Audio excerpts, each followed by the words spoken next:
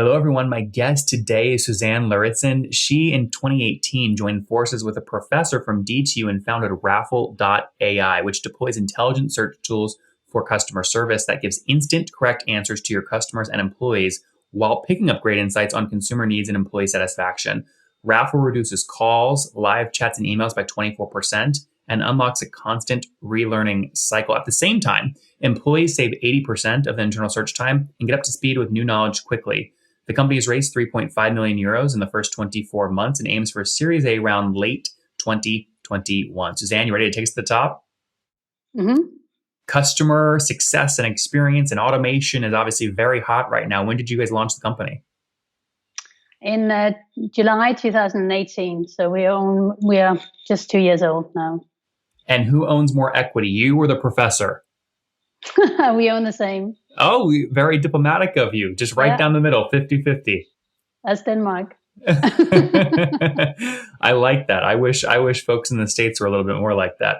So what's the company do? Is it pure play SaaS? Sorry. Yeah, it's pure. Yeah, it's AI actually as a SaaS, as a service. So it's pretty new in that sense. Scalable AI has not been possible before, but it is now. So that's what we're sort of into. So is your team super heavy on engineers? How many engineers on the team? Yes, we actually have 18 engineers and 5 in sales up until now. So it's, okay. It's and those heavy. 5 folks in sales, do they all have a quota? Yes. Okay, so I want to come. Okay. Yeah. Yeah, we just started the sales department actually just 2 months ago. So that's pretty new. And up until then, it was just me selling. So it's pretty new. Yeah. And what's your total team size today? It's 23 employees. 23. Okay. And how's that compared to a year ago? Do you remember? Yeah, I think we were about 8. 8. Okay. Mm-hmm. And it sounds like you guys raised capital right off the bat. How much have you raised to date? 3.5 million US. And 2 rounds or 1 round? It was actually 3 rounds. The first 2 one was angels, and then the third one was venture. What year was that angel round?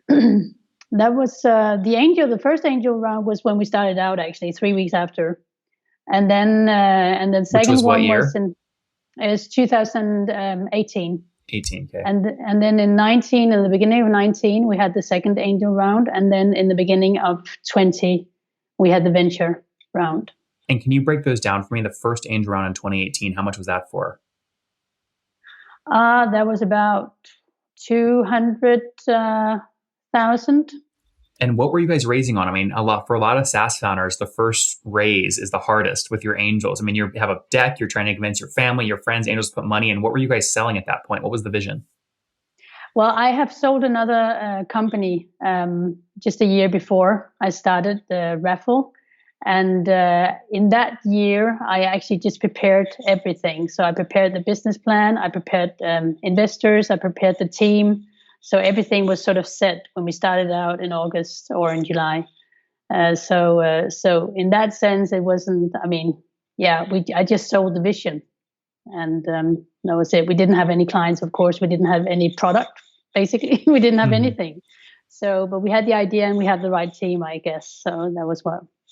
And so if you look now at your customers today, on average, what are they paying you per month to use Raffle?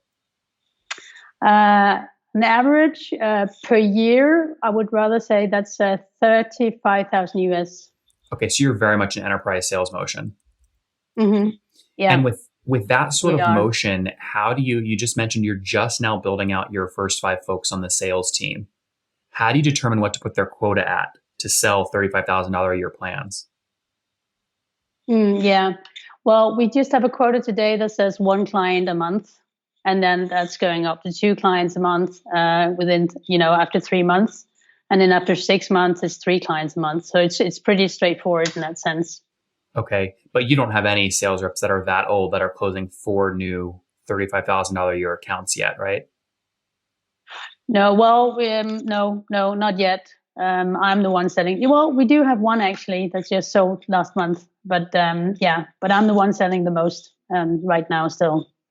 So is it fair to say if you expect new salespeople to close one new $35,000 account annually each month over a 12-month period, that annual quota is about 420,000, about half a million dollars? Mm-hmm. And one of the things that people always struggle with when they hire their first salesperson is what the ratio of the quota to the full on-target earnings should be. What ratio have you Mm-hmm. used? I'm not sure we have used any, to be honest. We've just been very pragmatic in that sense, and just sort of looked at what is actually realistic, what is possible. Mm-hmm. So if you hired me, Suzanne, and I hit your quota over the first year, what would I make probably base plus commission total? You'd probably make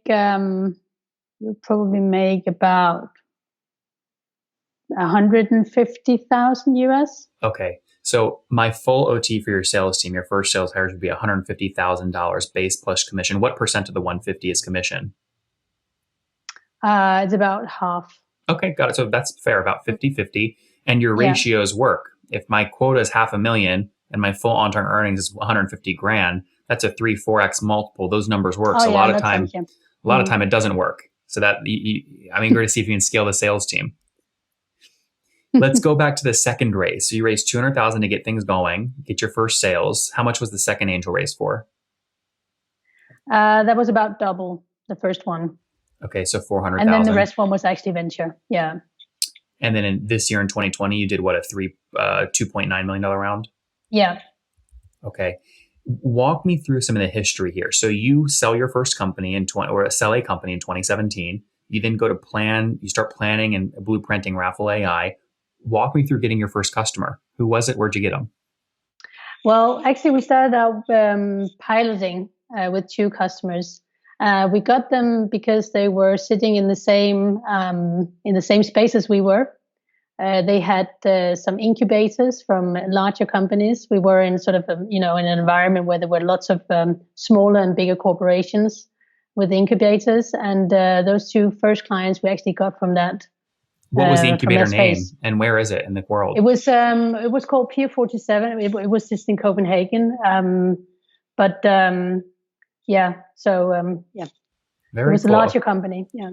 Okay, so you were in Pier 47, which is an incubation space in Copenhagen. Because you were there, you had 2 corporate clients that you piloted this with. Did both of them convert into a paid account after the pilot? Mm-hmm. That's remarkable. Yes and no. Because they are not today a client, but they did at that point they actually paid for that particular product, but we went out of that product space and made another product afterwards. When did you make a new product?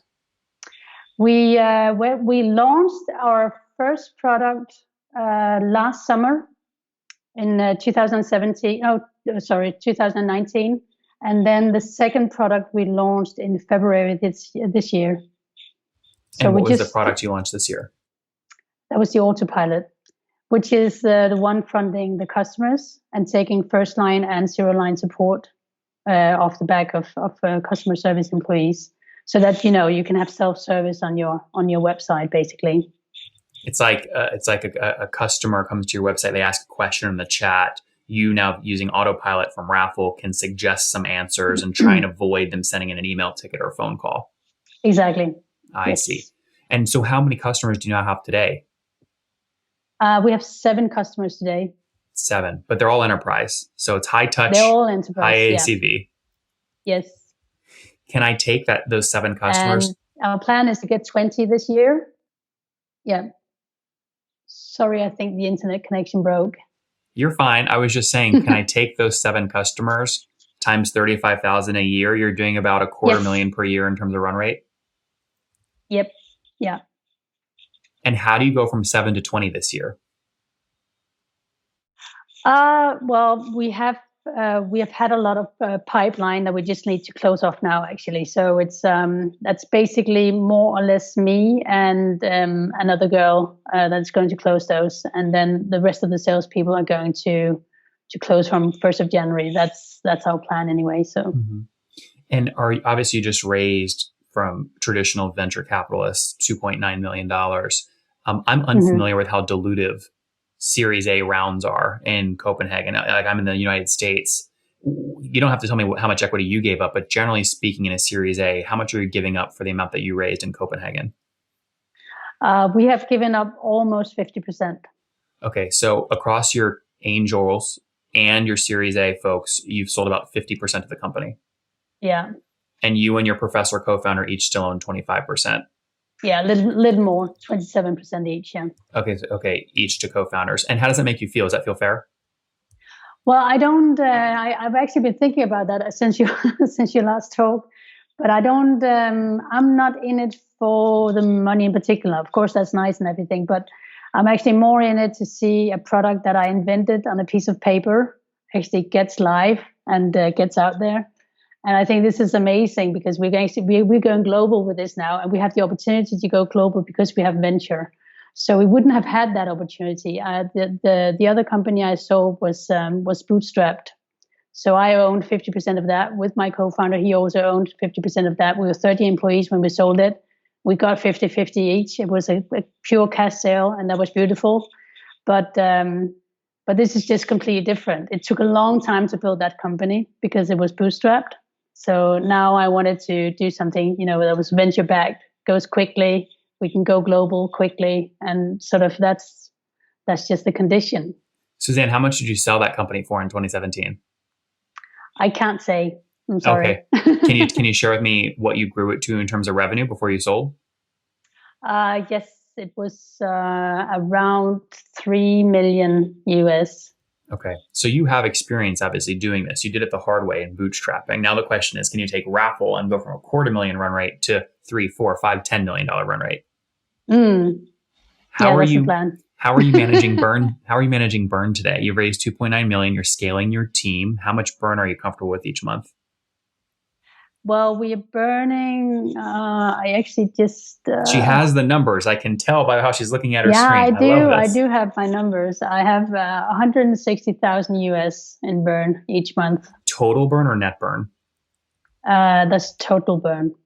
Okay, got it. So add back about 20,000 in revenue. Your net burns about $140,000 a month. Yeah.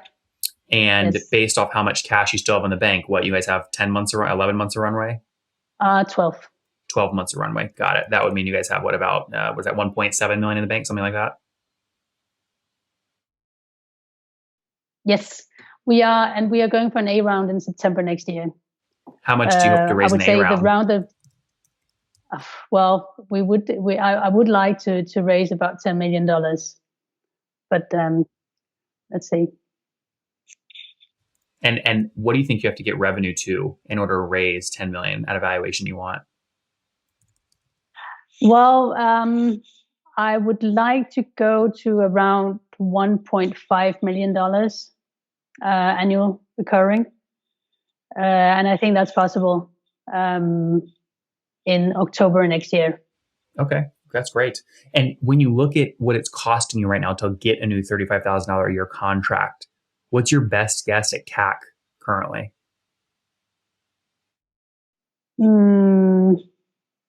I haven't actually calculated that. Are you spending any money on ads? Yes, we are, but we're still figuring out the metrics. Yep. But we're just testing a lot of stuff, retargeting campaigns and all sorts of different campaigns, but we don't have the metrics ready yet. Yep. So we're planning to have the metrics ready about February next year, and then we'll be able to say a lot more. It's really difficult to say anything right now at this early stage. Of course. But we're trying to figure it out. Did you publish, Suzanne? I think people are going to want to learn how to raise like you raised 2.9 million recently. Did you publish your slide deck anywhere or no? No, we didn't. Are you opposed to publishing it in the show notes of this interview? Yes, of course. We can do that. Yeah. I think people will learn a lot from that. Yeah. All right. Okay. Yeah. Let's wrap up, Suzanne, here with the famous 5 for Raffle.ai. Number 1, what's your favorite business book? That's Think Slowly, I don't remember. Thinking Fast and Slow? Yeah, exactly that one. Amen. Yeah. Number 2, is there a CEO you're following or studying? No. Number 3, what's your favorite online tool, Suzanne, for growing Raffle besides Raffle? Well, I wouldn't be the right one to say that actually, because I don't have a clue. It's my CCO. What do you use mostly online? Do you use Slack, Trello, something else? Well, I use LinkedIn, but that's old fashioned, I guess. So yeah. No, LinkedIn's hip and cool still. They just did a nice redesign, right? I use it. Number 4, Suzanne, how many hours of sleep do you get every night? I get 7 hours, I think. That's great. And what's your situation? Married, single, kiddos? Married or, well, what do you say, fiancé? Fiance, fair enough. Any and, kids? And kids, yeah. How many kids? Two. Two. When's the wedding date? That's exciting. No. I have been married before, and those are my kids from my first marriage. Yeah, but now you're engaged again, right? You said you have a yes, fiance. I am, but it's not. Yeah, I don't know. No marriage The yet. second marriage is always sort of different. You just sort of stay in sort of the nice, happy fiance mode for a couple of years, right? Yeah, exactly. Yeah. Okay, that's great, Suzanne. And can I ask how old you are? I'm 48. 48. Take us home here. Last question. What's something you wish you knew when you were 20? That's not that difficult.